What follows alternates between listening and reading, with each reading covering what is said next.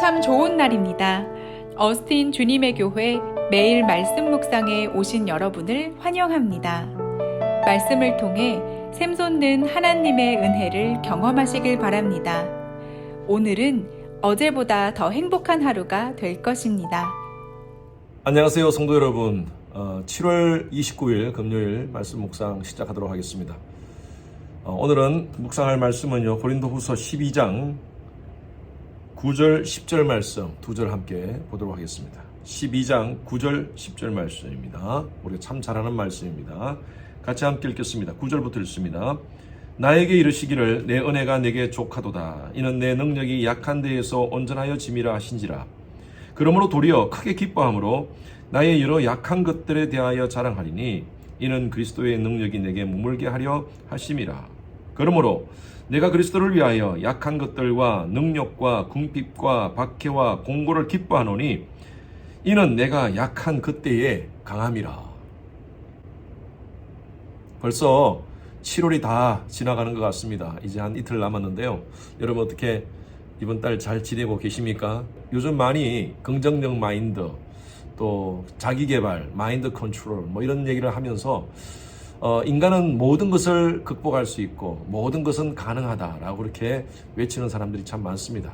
여러 가지 안 좋은 환경들을 극복하기 위해서 우리 스스로 나는 할 수 있다, 할 수 있다를 외치는 것, 뭐 자기 개발을 열심히 하고 하는 것은 좋을 듯합니다. 그런데 하나 착각하는 것이 있습니다. 인간 스스로는요, 할 수 있는 게 한계가 있습니다.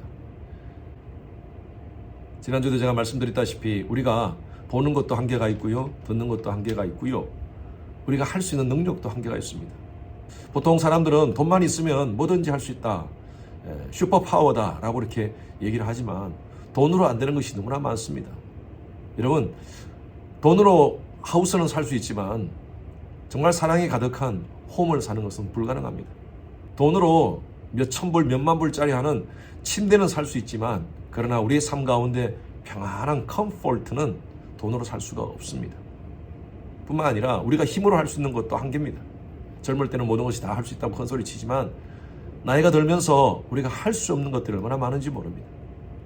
언젠가는 하나하나 중단해야 될 때가 오는 것입니다. 그래서 신앙을 가진 저희들은 우리의 힘이 아니라 하나님의 힘에 의지하여 살아야 됩니다. 인간이 가장 큰 한계가 바로 죽음에 대한 문제입니다. 이 죽음의 문제 어떻게 해결합니까? 죽으면 끝나요? 그렇지 않습니다. 죽음 이후에 분명한 또 다른 삶이 있습니다. 영원한 생명과 영원한 사망입니다. 그 문제를 어떻게 해결할 것인가? 하나님밖에 없습니다. 인간의 힘으로 할 수가 없기에 하나님께서는 독생자 예수 그리스도를 이 땅 가운데 보내셔서 영원한 사망에서 영원한 생명으로 우리를 옮겨주셨습니다. 지금 사도 바울은 이 고린도 후서를 쓰면서 고린도 교회의 소식을 듣습니다. 이상한 이단들이 들어와서 교회의 신학을 혼란시키고 그들의 삶을 혼란시키는 것입니다. 그 이상한 이단들은 들어와가지고 영적인 체험을 자랑합니다. 내가 이런 은사를 가졌고 내가 이런 것들을 경험했고 그런 것들을 자랑하면서 사람들의 마음을 현혹합니다. 사도 바울이 얘기하는 것이에요.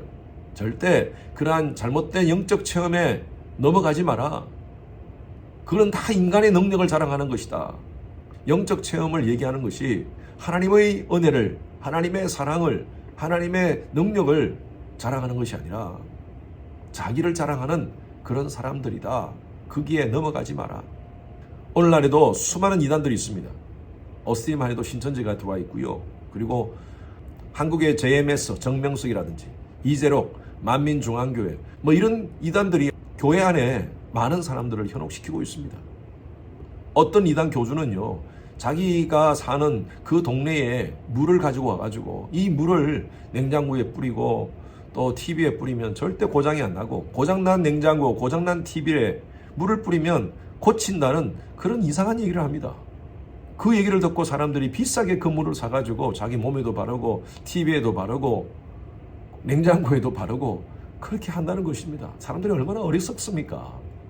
그러한 이단 교주뿐만 아니라 오늘날 이상한 계시를 받고 와가지고 사람들의 혼란을 시키고 또 다른 복음을 얘기하는 사람들이 있습니다. 이건 복음도 아니에요. 헛된 말이에요. 헛된 말. 그래서 여러분들은 정말 그러한 것들을 분별할 수 있는 복음을 붙잡아야 됩니다. 바른 복음 위에 서 있으면 그런 것들을 구별할 수 있습니다. 영적인 체험, 계시 이런 것에 대해서는 사도 바울 둘째가라면 서러운 사람이에요. 1절 말씀 한번 보십시오. 무익하나마 내가 부득불 자랑하노니 주의 환상과 계시를 말하리라. 내가 받은 영적인 체험, 계시 이거 자랑할 필요도 없지만 그러나 내가 한번 얘기해 보겠다 하면서 그렇게 얘기합니다. 2절 보십시오. 내가 그리스도 안에 있는 한 사람을 아노니 바로 이 자기를 얘기한 것입니다. 그는 14년 전에 셋째 하늘에 이끌려 간 자라. 셋째 하늘은요, 그 당시에 사람들은 이 하늘에 대한 개념을 3층천으로 이해했습니다. 1층은 바로 구름 아래의 세계입니다. 2층은 구름 위의 세계입니다. 3층은요, 그 위의 세계입니다. 그래서 이 3층 천에 경험을 한 것입니다. 이 셋째 하늘인 거예요. 이 세 번째 하늘을 사도 바울이 경험했다고 얘기합니다. 그가 몸 안에 있었든지 몸 밖에 있었든지 몰랐다는 거예요. 그러면서 4절 보십시오. 그가 낙원으로 이끌러 가서 말로 표현할 수 없는 말을 들었으니 사람이 가히 이르지 못할 말이라. 7절 말씀 보십시오. 여러 계시를 받은 것이 지극히 크므로 너무 자만하지 않게 하시려고 내 육체에 가시 곧 사단의 사자를 주셨으니 이는 나를 쳐서 너무 자만하지 않게 하려 하심이라. 여러분, 영적인 계시 받은 것, 영적인 체험한 것, 그거 가지고 사람이 얼마나 자랑할 수 있겠습니까? 그런데 사도 바울은 이렇게 하는 겁니다. 하나님이 그러한 것을, 그러한 체험들을 자랑하지 않게 하기 위해서 자기에게 가시를 주셨다는 거예요. 그 가시는 뭐냐? 잘 모르겠어요. 여러 가지 성경학자들이 안질이다, 또 간질이다, 뭐 그런 얘기를 하는데 성경은 정확하게 표현되지 않았지만 그러나 그것을 위해서 사도 바울은 너무너무 괴로워서 3번씩이나 기도했다고 합니다. 3번이라는 것은 히브리 개념으로 아주 많이 기도했다는 것이죠. 몸이 아픈 사람을 위해서 기도해주고 사도 바울이 썼던 수건만 얹어도 낫고 또 안전병이를 일으키고 죽은 자를 살리고 사도 바울의 능력이 엄청났습니다. 그럼에도 불구하고 자기 몸의 아픔, 상처는 치료하지 않았어요. 그 이유를 압니다. 하나님이 자신을 겸손케 하기 위해서. 여러분, 목회자들의 가정은 어려움이 없는 것 같습니까? 아닙니다. 저도 여러 가정들을 위해서 기도하고 또 기도 응답도 받고 몸이 아프신 분들을 위해서 기도할 때 또 질병이 치유되는 그런 것도 경험합니다. 그런데 저의 문제, 저의 삶의 여러 가지 일들 때로는 하나님이 응답하시는 것도 있어요.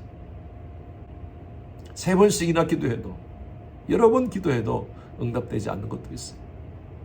이것들을 통해서 하나님이 깨닫게 하시는구나. 9절 말씀 한번 보십시오.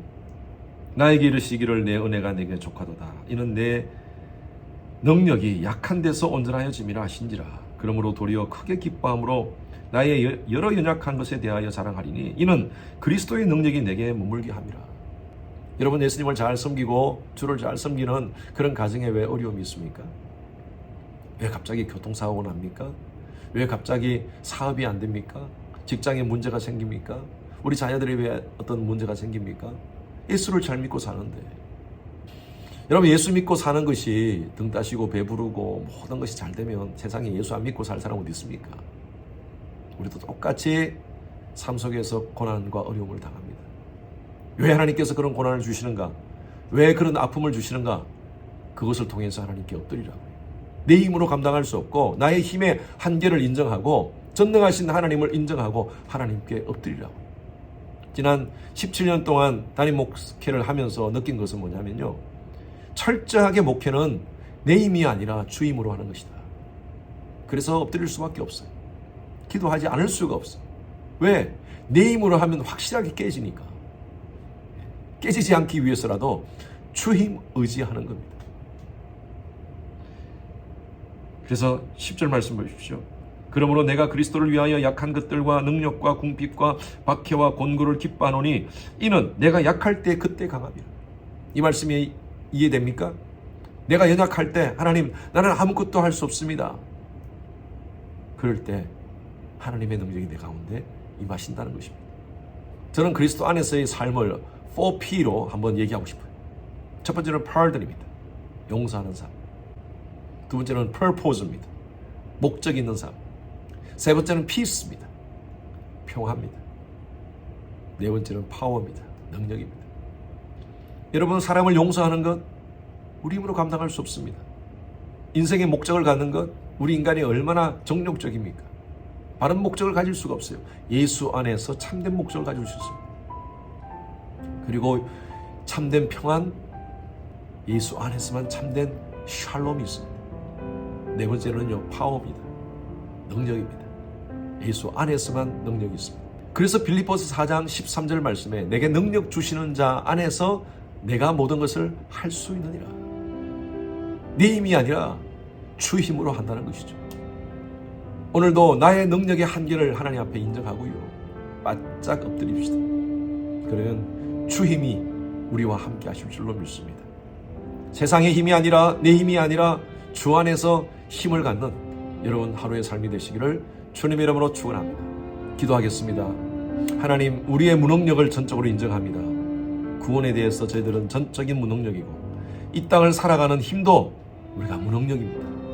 오직 그리스도 안에서 모든 것을 할 수 있음을 고백하고 철저하게 주님께 기도하며 주님께 예배하며 나아갈 때 주시는 하나님의 최상의 능력을 소유하는 저희들 되게 하여 주시옵소서. 감사드리며 살아계신 예수 그리스도 이름으로 기도했습니다. 오늘은 예배를 위해서 기도해 주시기 바랍니다. 오늘 저녁에 있을 금요 예배, 또 주일 예배, 대면 비대면으로 드려지는 모든 예배가 성령의 기름 부으심으로 넘치도록 해달라고 기도해 주시고요. 말씀을 준비해서 선포하는 저를 위해서, 또 여러 우리 부교육자들을 위해서 설교 가운데 능력 있게 하나님 말씀이 선포될 수 있도록 해달라고 기도해 주시기 바랍니다. 예배를 준비하시는 이런 우리 봉사자들을 위해서 기도해 주십시오. 미디어, 안내, 찬양, 교사 여러 모습으로 섬기시는 분들, 예배를 섬김을 통하여 은혜 받을 수 있도록 기도해 주시기 바랍니다. 모든 예배자들, 참여하는 모든 예배자들이 신령과 진정으로 하나님께 예배드릴 수 있도록 함께 기도 부탁드립니다.